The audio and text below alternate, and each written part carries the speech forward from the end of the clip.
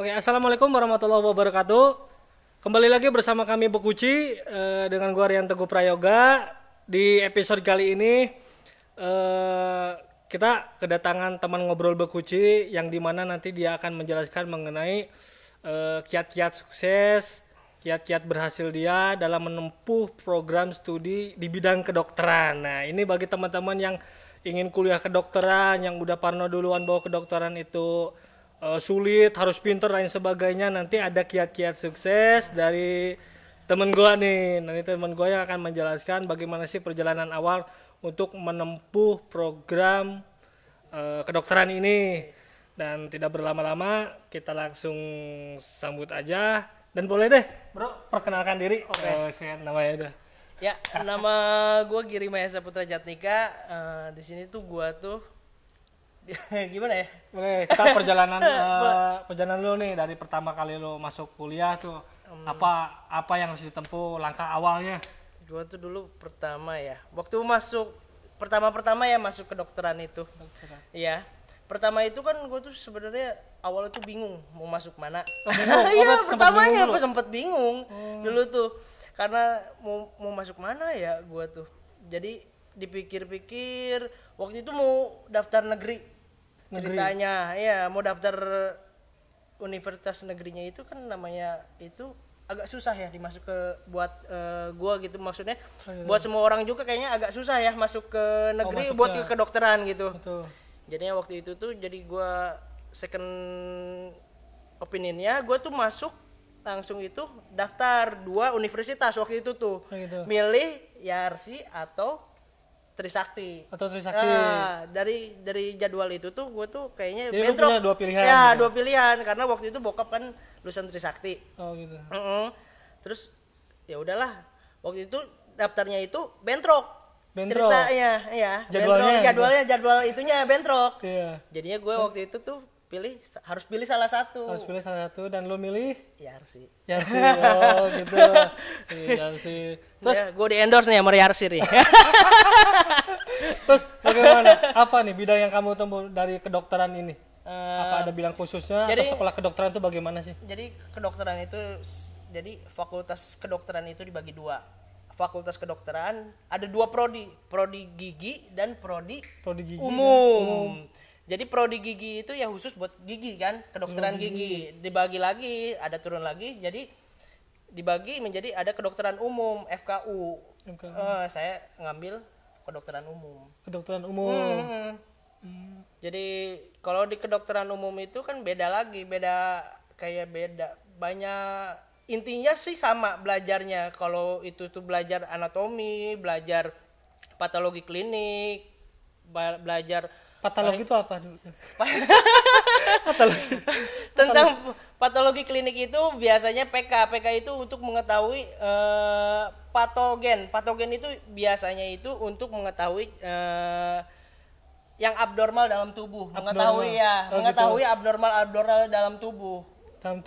Jadi mengetahui bisa dilihat anatomi tubuh gitu. Anatomi secara patogen secara yang tidak normal aja dilihat melalui mikroskop. Oh gitu. Gitu. Beda lagi ada histologi. Histologi itu melihat jaringan-jaringan di dalam kulit itu ada berapa lapis sih jaringannya, ketahuan nanti dipelajari lewat histologi, lewat mikroskop. Kalau anatomi kan kita dasar ya dari umur TK juga kayaknya udah diajarin kayaknya. Oh, gitu. Anatomi kita misalkan anatomi tubuh kan udah dijelasin lah. Betul, tapi ini lebih spesifik lagi kalau kita kan. Dijelasinnya itu kayak misalkan kita anatomi sampai dari ujung kepala sampai ujung kaki. Sampai lekukan pun ada namanya sih. Ada namanya? Ada. Dan lo hafal? Waktu dulu sih gua hafal maksudnya.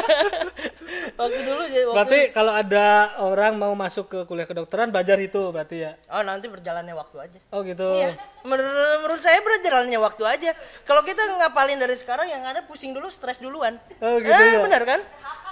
Kalau gitu yang ada nggak hafal, yang ada stres.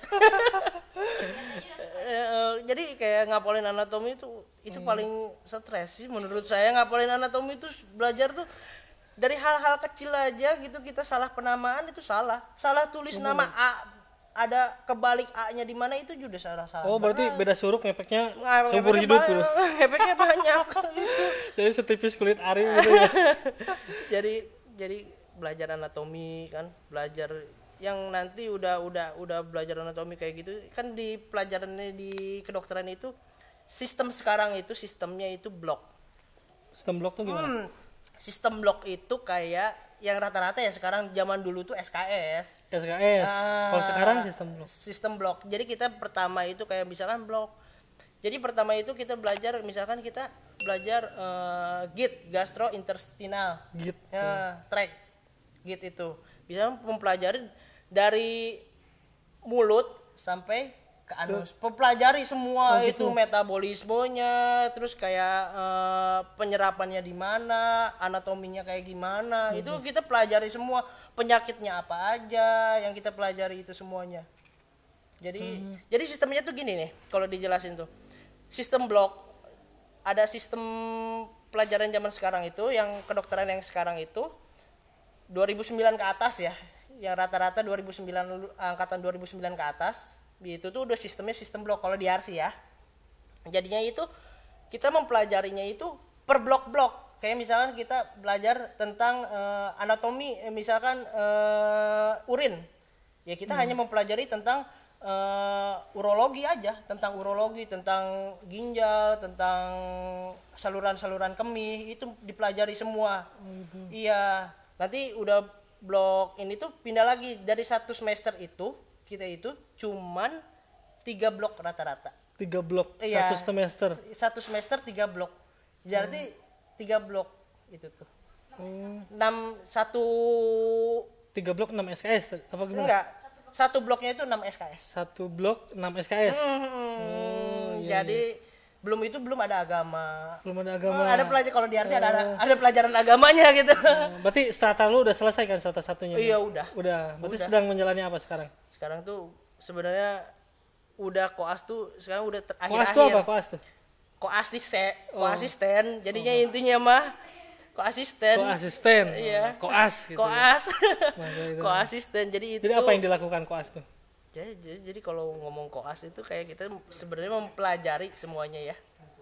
Mempelajari kita itu sebenarnya kalau yang gue alami gitu ya, dialami itu kalau kok ada preklinik dan klinik kan. Kalau gue tuh sebutnya klinik kan, klinisi. Jadi udah mulai turun ke rumah sakit. Oh gitu. Preklinik. Kalau preklinik itu mempelajari semua sampai semuanya. Kalau gua tuh sebenarnya mempelajari ini tuh gimana sih caranya langsung turun ke lapangan.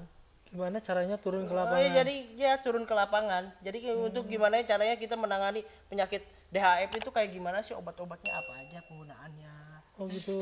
Secara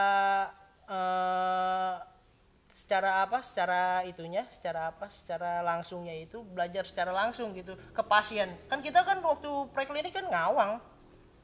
Ngawang kita mau pelajari apa? Kayak kita misalkan kayak obat penyakit tipoid. Kita aja taunya hanya dikasih obat ini.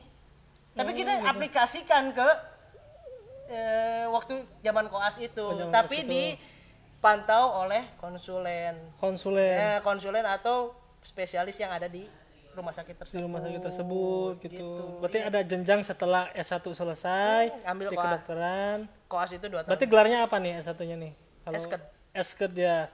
Baru menempuh koas itu. Koas ya. Udah koas itu kan ada beberapa stase ya. Ada kalau di kampus gue itu kayaknya ada 13 stase. 13 stase? Iya, 13 stase. Satu stase. Misalnya kalau stase itu ada yang stase besar dan sedang, cuma dibagi 2. Besar dan sedang. Kalau besar itu biasanya 10 minggu. Itu tuh kita di rumah sakit misalnya stase besar itu cuma ada 4 sebenarnya. Ada obgyn, ada bedah, anak, dan penyakit dalam. Penyakit dalam. Obgyn itu apa obgyn? Obgyn itu obsesi dan ginekologi. Berarti istilah medis ya, baru denger istilah medis nih. Obstetri dan ginekologi biasanya itu tuh untuk yang kandungan gitu secara awamnya. Oh gitu. Iya, mempelajari kayak kandungan seperti itu, kandungan tuh kayak gimana, untuk melahirkan itu seperti apa gitu. Kita sebenarnya banyaknya observer, melihat. Ya, melihat itu penanganannya seperti apa. Kalau emang kita kadang-kadang kalau kita emang udah merasa udah bisa, kadang-kadang suka dikasih sama konsulennya, dikasih ya udah nih cobain aja gitu. Tapi tetap dipantau. Iya, tetap dipantau. Pasti dipantau juga karena kita kan nggak punya, sebenarnya kita juga nggak bisa secara langsung gitu tanpa pantauan konsulen, nggak boleh. Sebenarnya kita tuh koas tuh hanya pantauan aja, tapi kerjanya itu lumayan capek juga sih. Kayak kita kerja kayak koas gitu ya. Pernah ngerasain gua itu waktu itu penyakit dalam di rumah sakit. Salah satu rumah sakit lah ya. Pernah nanganin gitu. Rumah sakit di mana itu ya? Di daerah Jawa Barat di sana lah gitu ya. Gua tuh kayak bangun itu jam 4 subuh.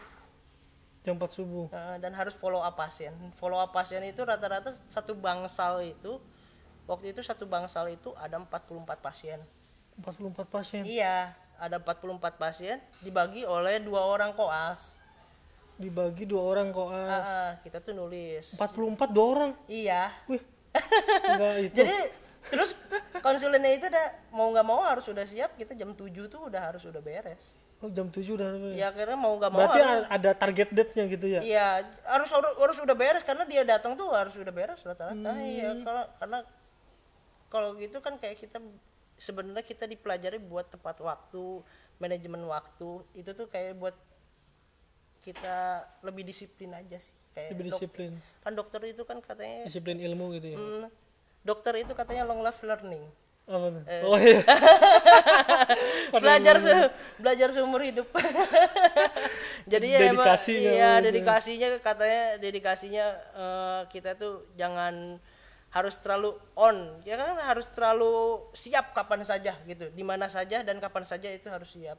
Didiknya seperti itu. Itu luar biasa ya pelayanan yang harus diberikan. Iya. Betul ya. Makanya itu yang bikin. Berarti kalau koas itu berapa lama? 2 tahun. 2 tahun. Kalau udah selesai baru kita ada ujian lagi. Oh, ada lagi? Iya. Berarti selesai S1 ada koas 2 tahun. Terus ada lagi? Sebelum masuk koas aja juga ada prakoas. Ada prakoas. Ada ujiannya lagi. Panjang betul ya. Ada prakoas, ada koas. Betul. Terus langsung ada sebelum ujian itu ada pre UKM PPD atau pre UKDI, ujian kompetensi dokter Indonesia. Gitu. Itu ujian nasionalnya dokter Indonesianya kayak gitu ujian. Ada ujiannya lagi. Ujiannya itu per 4 bulan dilakukan. Jadi setiap 4 bulan itu ada ujian UKM PPD. Tapi selama pandemi ini jadinya kemarin tuh kepotong, nggak ada.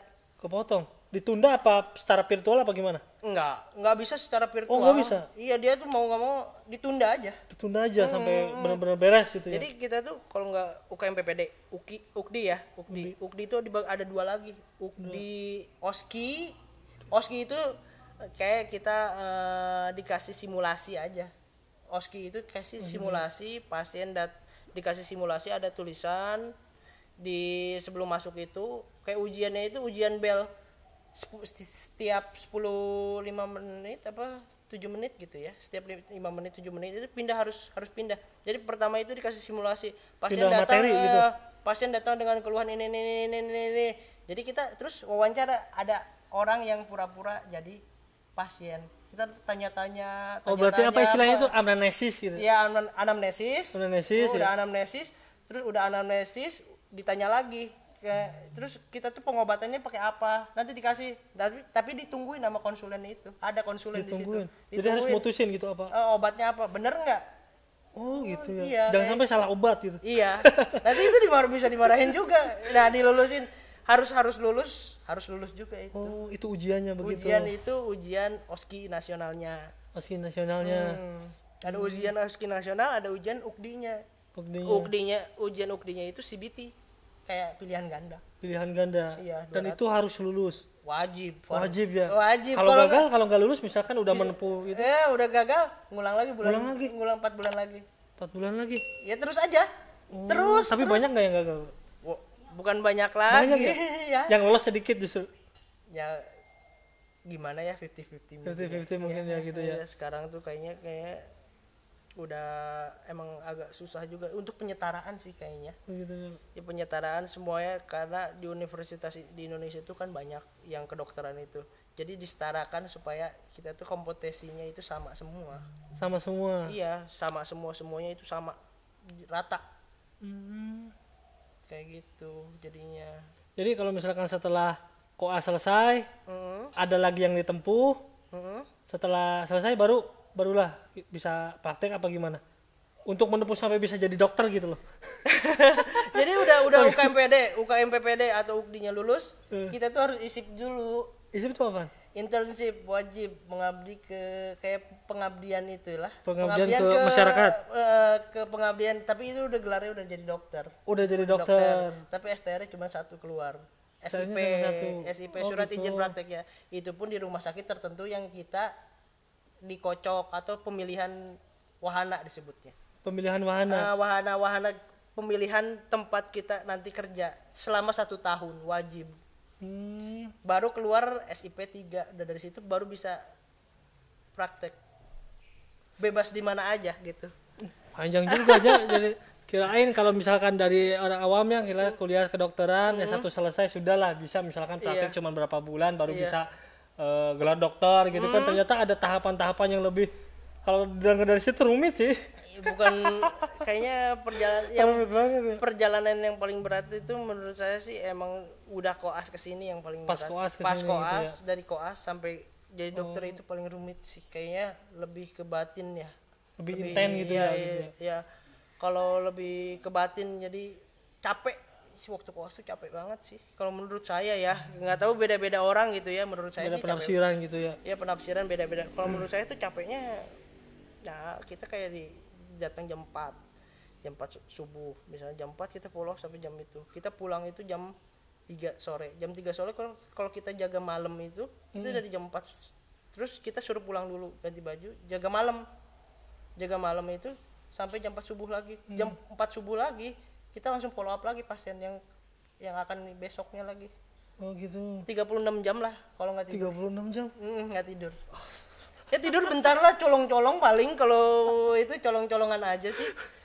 Itu ya ada, tapi beberapa rumah sakit beda-beda sih. Tapi yang menurut saya yang paling berat sih seperti itu, 36 jam nggak tidur. 36 jam gitu Itu ya. kayak capek Ya berarti banget. dari kalau misalkan belajar di kedokteran itu bukan hanya dari kita belajar tentang bahasa-bahasa istilah kedokteran atau misalkan praktikumnya, tapi kan ada istilah-istilah sosial lainnya, kita harus pengabdiannya gitu ya. Iya, lebih banyak lebih ke banyak.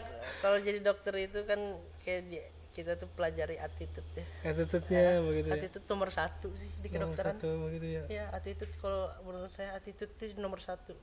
Jadi kita pinter nggak pinter, kalau attitude-nya bagus ya lulus aja lah.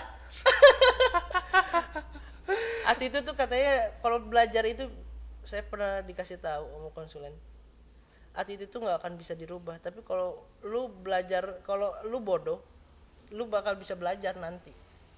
Tapi attitude tuh kalau emang udah jelek nggak akan bisa dirubah. Nggak akan bisa dirubah dan nggak ada yang bisa ngerubah mungkin. Attitude tuh kayak ya benar kayak gitu. Jadi kalau emang attitude-nya jelek ya udah. Kalau orang-orang yang harus benar-benar manut sih ya, kayak harus benar-benar attitude-nya bagus, jangan terlalu ngomong tuh jangan terlalu banyak melawan, frontal kayak gitu aja, harus nurut-nurut aja sih. Oh begitu ya. Itu yang diajarkan salah satunya dari kuliah kedokteran gitu ya. Berarti kalau misalkan untuk koas ini nih itu berbeda dengan jenjang yang selanjutnya S2 atau gitu, itu berbeda ya? Beda. Kalau S2, kalau misalkan kedokteran itu sebenarnya itu kan ada beberapa cara untuk kita mau apa dulu tujuannya. Apa dulu tujuannya kita mau jadi struktural, masuk ke manajemen, atau emang kita mau ke spesialisasi. Berarti yang mau jalan ini spesialisasi ya? Enggak. Oh enggak, beda. Gue tuh masih jadi sebelum jadi dokter. Jadi itu tuh ngambil ngambil gelar profesi dokternya.